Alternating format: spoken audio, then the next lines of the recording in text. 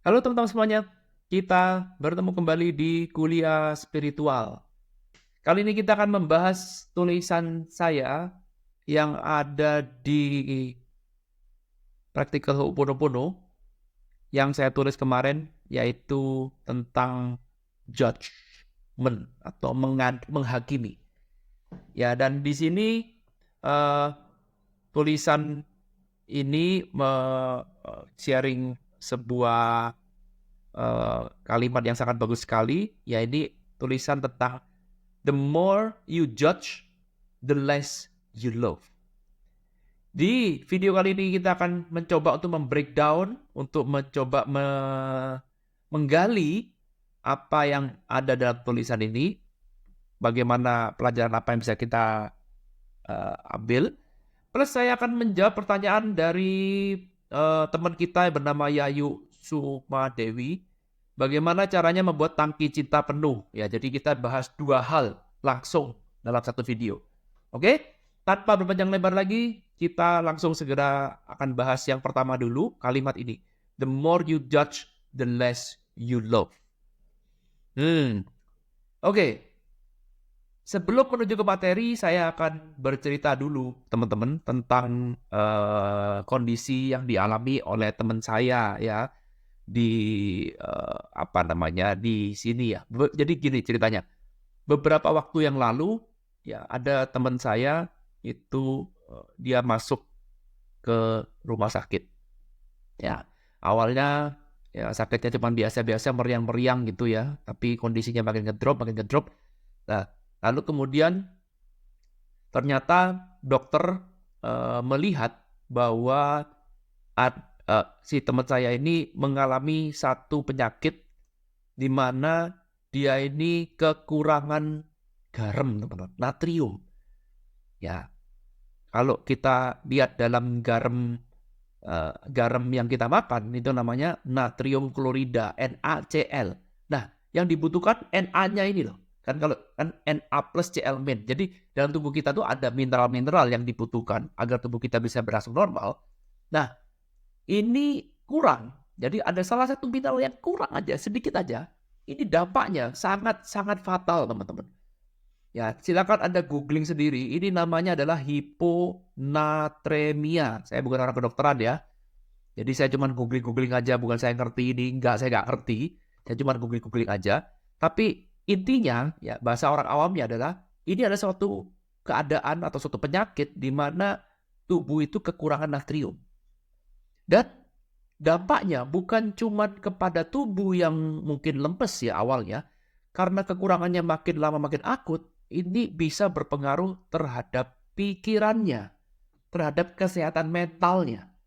Ya, sehingga orang-orang yang mengalami kekurangan natrium seperti ini atau gangguan natrium dalam tubuhnya, itu juga mengalami gangguan dalam pikirannya. Percaya nggak percaya?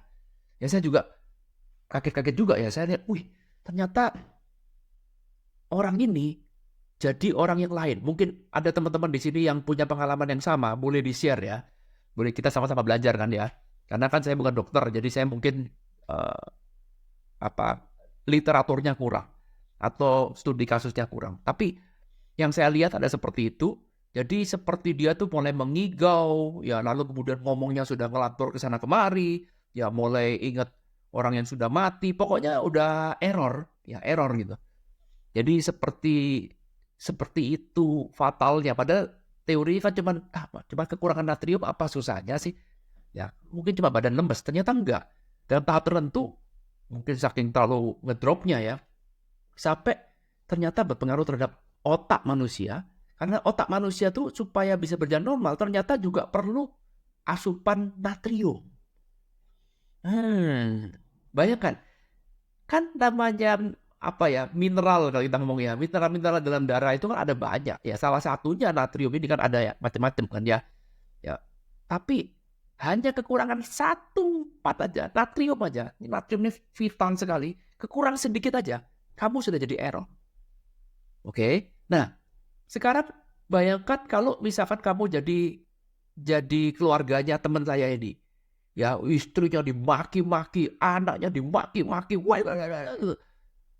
dan kalau kamu nggak ngerti ilmu ini, ya nggak ngerti bahwa kekurangan natrium itu bisa mengakibatkan gangguan mental, maka apa yang terjadi? Istrinya akan marah, anaknya akan tersinggung, anaknya akan marah. Kok begini sih? Apa saya nggak salah apa-apa dimarah-marahin, nggak salah apa-apa dimaki-maki. Dia nggak tahu bahwa yang maki itu sedang gangguan, yang sedang error. Mungkin kalau dia sedang normal nggak akan mengalami itu. Ya ini pengalaman aja ya. Nah ini ada hubungan dengan ini, tulisan ini. The more you judge, the less you know. Mungkin lebih tepatnya kalau versi saya adalah the more you know, the less you judge. Ya, jadi intronya the more you know, the less you judge. Jadi supaya kamu ngejudge-nya tuh semakin berkurang, maka perbanyaklah pengetahuan. Perbanyaklah informasi, jangan buru-buru ngejudge. Orang yang hobinya ngejudge itu adalah orang yang minim informasi. Karena semakin banyak informasi, kamu akan tahu kenapa dia melakukan itu. Dan semakin banyak kamu tahu, maka semakin kamu sedikit ngejudge, dan semakin banyak kamu akan love. Karena hubungannya judge pasti dengan love. Jadi tulisan ini, the more you judge, the less you love. Semakin banyak kamu ngejudge, semakin sedikit kamu love. Ya, demikian juga, the less you judge, semakin berkurang kamu ngejudge, the more you love. Semakin banyak kamu mencintai. Nah, supaya ngejudge-nya berkurang bagaimana? Banyak tahu. Nah, seperti yang saya sharing ke teman-teman. Ya, sekarang Anda sudah tahu nih, misalkan kamu jadi istrinya teman saya itu. Dimaki-maki, lalu kemudian dia merasa tersinggung. Aduh, kok gini suamiku ya? Kok dia ngejudge kan, sudah kan? Oh, suamiku, padahal aku sudah setia pada dia begini. Kok bisa ngomong seperti itu? Kok tega dia ngomong seperti itu? Udah ngejudge, benar ya? Tapi bagaimana cara mengurangi judgment-nya? Cari tahu. Lalu kemudian datanglah dokter. Dokter bilang, Bu, itu yang suami ibu ini kena penyakit namanya hiponatremia. Kekurangan natrium. Dan kekurangan natrium itu salah satu dampaknya selain tubuhnya lemah juga mengganggu pikirannya, juga mengganggu kewarasannya, kesehatan mentalnya. Sehingga ketika mengetahui ini, oh ternyata begitu ya dok ya, mendadak judgment-nya berkurang. Ya, mendadak love-nya tumbuh. Ketika judgment berkurang, otomatis love akan bertumbuh, otomatis. Sehingga ketika nanti suaminya maki-maki lagi, oh ternyata begini ya, udah Pak, jangan marah-marah Pak, ya ngerti, ya mulai tumbuh pemahaman, oh nggak apa-apa, suami saya ini marah-marah karena ya memang kadar natriumnya sedang kurang, sedang sakit. Jangan orang sakit kamu ikutan sakit, ya kan, orang sakit kamu malah tersinggung, waduh, gawat. Ini kan sama persis dengan kalau kamu menghadapi orang tua yang mengalami demensia. Sama persis. Ada gangguan di otaknya. Demensia itu mengalami seperti pikun ya. Seperti pikun yang setiap hari makin downgrade. Itu yang saya ketahui ya. Koreksi kalau saya salah. Saya bukan ahlinya ya. Tapi pengetahuan saya, demensia itu seperti itu. Jadi artinya gini. Kalau misalkan sekarang saya kena demensia. Ya saya di demensia. Lalu kemudian kamu teman saya, misalkan sebut saja kamu namanya Budi. Ya, kita kenalan nih hari ini. Halo Budi, oh ya halo. Ayo tidur di rumah saya. Ya, ngobrol-ngobrol tidur di rumah saya. Besok pagi saya bangun. Kamu siapa? Padahal kemarinnya ketawa-ketawa.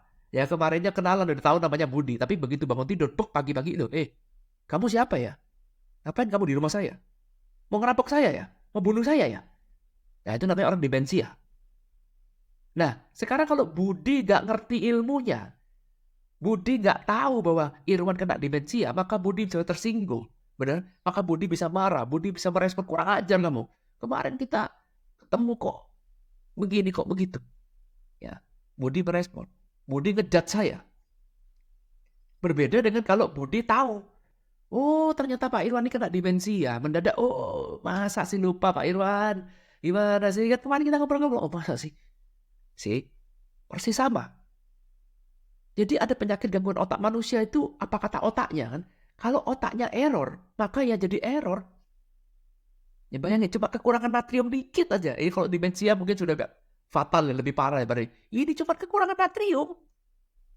Kalau terlalu parah atau terlambat treatment, bisa kena ke kesehatan mental. Bayangkan coba, selemah itu ya.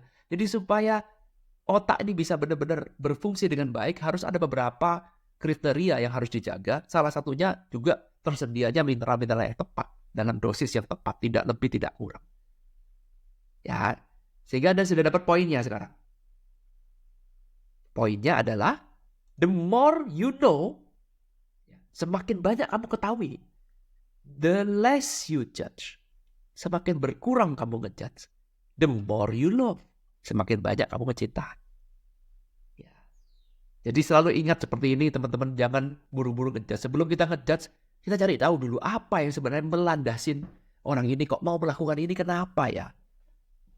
Ya, karena jauh lebih gampang kita langsung ngejudge, karena ngejudge itu nggak perlu mikir. Karena mencari tahu itu nggak capek. Kita perlu usaha lagi, perlu googling lagi, perlu belajar ini, belajar itu. Lebih gampang ngejudge. Yang langsung ngejudge aja udah langsung gampang sekali. Udah. Oh, bajingan kamu ini. Oh, ini orang jahat. Oh, ini maling. Oh, ini koruptor. Gampang sekali. Nah.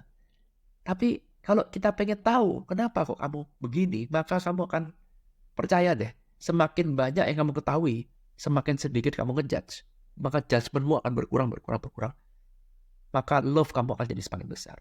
Itulah sebabnya kenapa kita itu disuruh belajar setiap hari. Ya kan? Jangan merasa diri udah paling tahu, paling hebat. Semakin kamu merasa diri paling tahu, paling hebat, paling suci, semakin suka ngejudge. Ya, kalau kita ngomong spiritual, dalam spiritual hanya orang yang egonya tinggi yang ngejudge. Karena judgment itu hanya ada di zona ego. Semakin rendah ego kamu, maka judgment kamu akan mengikutin. Jadi makin rendah. Semakin tinggi ego kamu, maka judgment kamu akan ikut semakin tinggi. Ya, karena itu kita belajar spiritual, ya kita belajar agama, itu kan poin utamanya, idealnya adalah untuk merendahkan ego. Ya, merendahkan ego. Sehingga kalau egonya kita rendah, maka otomatis judgment kita juga makin rendah. Nah, ketika judgment kita rendah, disitulah love akan muncul. Love akan jadi banyak, akan jadi more. Bukan sebaliknya. Jadi kalau sekarang Anda, jadi indikatornya judgment ya. Jadi kalau sekarang Anda belajar spiritual, belajar agama, atau apapun itu ya, tetapi saya kok malah jadi semakin gampang ngejudge orang. Ya, ngejudge orang bahwa orang lain itu salah, saya paling benar, saya paling suci, saya paling hebat. Maka ada yang salah. Karena apa? Kamu love-nya nggak tercapai. Bukankah agama apapun itu atau spiritual apapun larinya menuju ke love? Supaya kamu bisa merasakan experience love lebih dibandingkan dengan sebelumnya. Ya, jadi kalau sekarang saya belajar spiritual, ya, dengan sebelum saya belajar spiritual, sekarang saya belajar spiritual, justru malah judgment-nya tambah lebih banyak. Ya, maka lebih baik saya nggak usah belajar spiritual, benar kan? Dan buat apa? Jadi belajar spiritual itu untuk meningkatkan love, tapi yang terjadi belajar spiritual malah mengurangi love. Oke, paham maksudnya ya? Jadi hati-hati setiap kali mau ngejudge, cari tahu dulu. Solusinya apa Pak? Cari tahu. Belajar dulu. Sebelum enak-enak ngejudge orang, cari tahu dulu. Karena the more you know, rumusnya ya, the more you know, the less you judge, the more you love. Bukankah belajar spiritual, belajar agama itu tujuannya agar kita bisa more love, bukan more hate, bukan sebaliknya. Oke, ngomong-ngomong soal love, kita akan sambung ke video yang kedua, ya. Bagian part yang kedua, yaitu menjawab pertanyaan tentang tangki cinta dari Ibu Yayu Sumadewi. Ya, ini bagus sekali pertanyaannya. Bagaimana cara membuat tangki cinta kita penuh? Ya, ngomong soal love, ya, tangki kita supaya penuh. Saya akan jawab ini dengan buku yang sangat luar biasa. Bukunya adalah 5 Love Language. Ini dia teman-teman. Ya, ini dia bukunya. Kalau teman-teman mau baca, saya yakin di Indonesia ada lah ya. Ini bahasa Indonesianya. Judul bukunya adalah The 5 Love Languages. Ini ya, bukunya seperti ini. Yang ngarang namanya Gary Chapman. Ini ya. Bukunya sekitar ya seginilah harganya. Saya nggak tahu di Indonesia, saya yakin sudah ada bahasa Indonesianya. Cari di Gramedia mungkin ya, saya nggak tahu karena saya nggak tinggal di Indonesia. Jadi ya kurang lebih seperti ini ya. Nah, saya kasih gambarannya. Saya sudah rangkumkan sedikit 5 bahasa cinta ya. Saya rangkumkan sedikit. Isinya adalah seperti ini, 5 bahasa cinta. Ini ya. Yang dikembangkan oleh David Chapman ya. Jadi menurut penelitiannya dia, dikatakan ada 5 bahasa cinta yang akan yang ada dalam manusia. Kalau bahasa cinta ini dipenuhi, maka otomatis tangki cintanya itu akan terpenuhi. Ini seperti kita sedang di-charge kembali. Ya, seperti kita ini sedang mengisi ulang. Nah, bagaimana cara ngisinya? Tiap orang berbeda-beda. Ya, dan kalau sekali lagi ini harus dipenuhi, maka tangkinya akan terisi, tangki cintanya akan terisi secara otomatis. Nah, kita bahas satu persatu ya. Yang pertama adalah words of affirmation. Ya, affirmation. Ya, jadi afirmasi ini sama seperti ucapan yang mendukung, yang berucapan terima kasih. Ya, itu merupakan ekspresi dari rasa cinta, dan balik lagi intinya adalah dipuji, diucapkan terima kasih. Itu penting banget. Jadi orang-orang yang punya bahasa cinta words of affirmation, ya tentang afirmasi, kata-kata, lebih fokus pada pengucapan katanya. Jadi contoh misalkan Anda punya istrinya tipe words of affirmation, maka sering-seringlah mengatakan I love you, istriku, aku sayang kamu deh, ya. Dia senang. Terima kasih ya istriku sudah bikinin aku makanan hari ini. Terima kasih ya sudah nemenin aku hari ini. Dia senang. Dengan kalimat seperti itu senang banget. Dia merasa, aduh, suamiku cinta deh sama saya. Kenapa? Karena tangkinya terpenuhi. Ya, kalau kamu tidak mengerti ini, ya, istri kamu words of affirmation, tapi kamu tidak mengerti ini, tidak pernah mengucapkan ini. Ada orang yang bilang gini, saya tidak mau ngomong I love you, bagi saya itu gak penting. Kan dibuktikan lewat tindakan, gak usah banyak mulut. Nah, ada orang seperti itu kan? Ya, seperti orang tua zaman dulu, orang tua Asia, mana pernah bilang, nah I love you nak. Orang tua saya itu gak pernah bilang seperti itu. Sama juga anak bilang ke orang tua, Pa, I love you, Pa. Mungkin kalau saya ngomong gitu ke orang tua saya, bapak saya langsung, wah, kamu sakit tak? Kamu kena kanker mungkin stadium 5 kali ya, udah mau mati ya.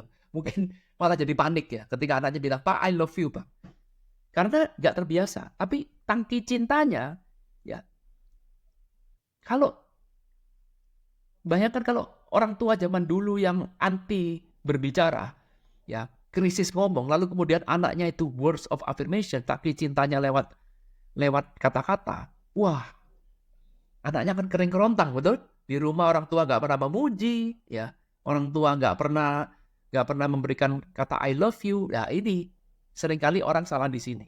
Jadi Anda harus paham betul apa yang kira-kira menjadi bahasa cinta dari dirimu sendiri ataupun orang lain.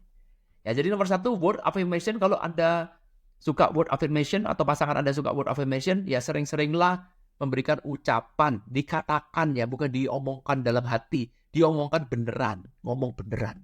I love you, saya cinta kamu, terima kasih, ya, komplimen, ya, pujian. Itu perlu. Jadi nggak semua orang dipukul rata, banyak mulut kau, nggak usah puji-puji. Ya, nggak semua seperti itu. Ada orang yang butuh untuk itu. Itu adalah bahasa cintanya dia. Oke? Nomor 2 adalah quality time. Bahasa cinta nomor 2 adalah quality time. Ini adalah sebuah sebuah bahasa cinta yang mengutamakan waktu yang spesial. Ya, di mana kamu bisa memberikan atensi yang sepenuhnya, ya, kamu benar-benar fokus pada saat itu dan menikmati bersama tanpa ada gangguan. Ya, quality time ini bisa aktivitas bersama, ngomong-ngomong, ngobrol, atau diam aja, tapi yang penting kamu sama saya. Jadi ada orang yang sifatnya quality time, artinya gini, dengan kamu memberikan waktumu, misalkan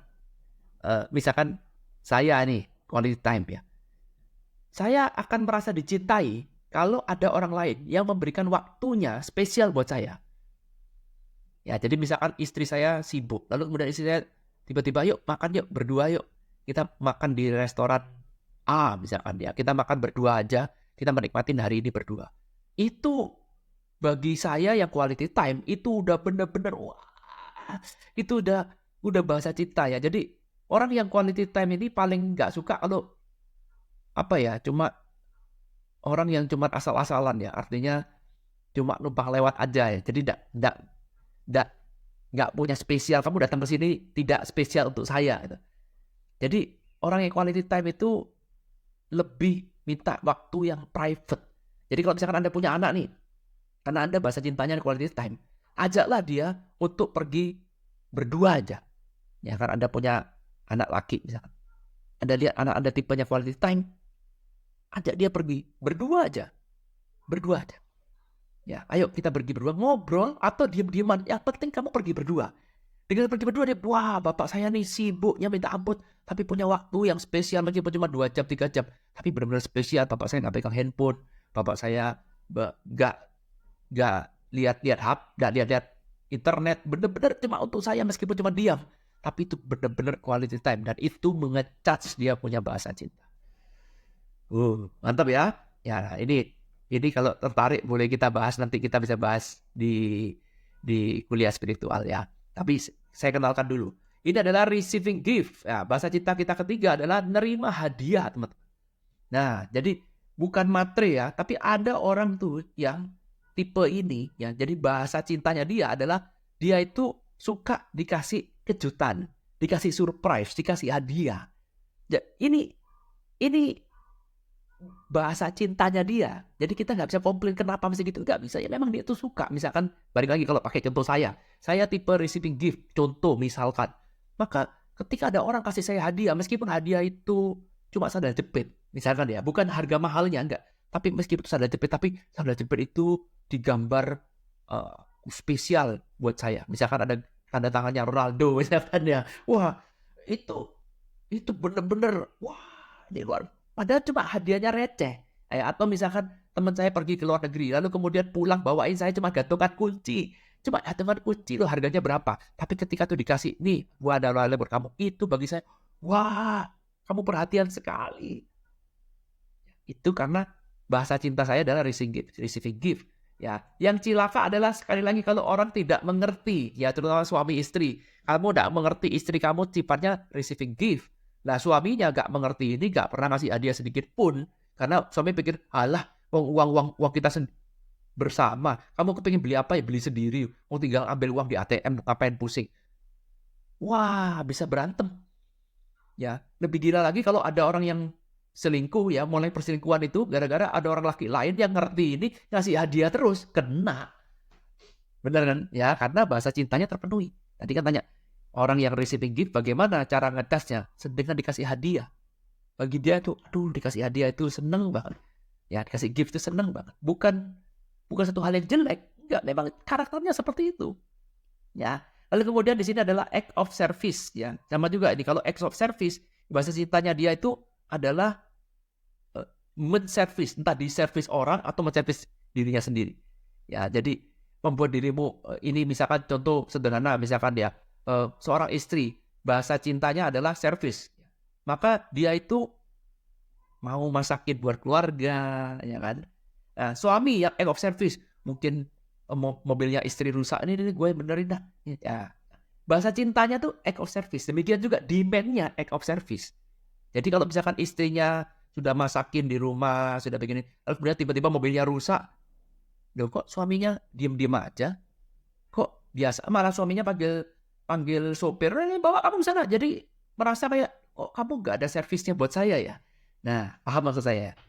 Jadi ini bahasa cintanya seperti ini. Jadi kalau orang yang act of service, dia mintanya pun juga seperti itu. Dan dia pemberinya pun juga sama. Memberinya pun ya juga memberikan servis ke orang lain. Ya, dia mengorbankan servisnya itu, dia merasa dihargai. Ya, contoh misalkan ada seorang laki-laki, ya dia misalkan jago nukang. Misalkan. Lalu kemudian tiba-tiba di rumah lampunya rusak. Misalkan. Lalu kemudian istrinya tanpa seizin suami panggil tukang benerin lampu. Ya, lalu suaminya dengar, lu cuma lampu dengan aku bisa. Kenapa aku panggil tukang? Wah, bisa tersinggung. Merasa kayak tidak dihargain. Jangan. Gara-gara ini, act of service. Ya, terakhir, ya kita pengenalan aja. Terakhir adalah physical touch. Ya, sentuhan fisik. Ya, misalkan seperti berpelukan, gandengan tangan. Ya, apalagi ya, ini berpelukan juga ya, cuddling juga sama, berpelukan juga. Ini bukti cinta. Ya, ini diperlukan ya. Kalau Anda punya anak yang sifatnya physical touch, sering-seringlah dipeluk, sering-seringlah digandeng, ya sering-seringnya disentuh badannya. Ya, ini merupakan bukti dia tuh wah ngetes langsung. Ya, sama juga kalau Anda punya pasangan, punya suami atau punya istri, physical touch. Kalau jalan di mall digandeng tangannya. Ya itu rasanya tuh wah, rasanya tuh bener-bener dihargai, bener-bener dicintai. Jadi sama juga kalau misalkan saya physical touch, ya saya mintanya pasangan saya, istri saya yang sering menyentuh saya, tapi saya juga memberikan physical touch. Nah, yang paling cilaka adalah kalau orang nggak mengerti ini, ya, misalkan istrinya physical touch, suaminya nggak ngerti ini, suaminya nggak menyentuh, ya, maka apa yang terjadi? Istrinya akan kering. Ya, jadi semuanya ini punya keunikan sendiri-sendiri, teman-teman. Silakan Anda baca di dalam bukunya Five Love Languages ini, ya, di dalam bukunya Gary Chapman. Ini bukan buku baru, udah lama. Dan kalau kita ngerti ini, teman-teman, maka ini seringkali bisa menjadi masalah terbesar, bisa menjadi solusi untuk menyelesaikan masalah besar kita yang ada di dalam keluarga. Gitu ya, saya rasa udah cukup, sudah 26 menit. Nanti kita akan sambung kalau tertarik pada pembahasan ini, nanti kita bisa bahas pada saat kita di video selanjutnya atau pada saat live. Oke? Silakan komentar, teman-teman. Thank you. Ketemu lagi di video selanjutnya. Thank you. I love you all. Bye.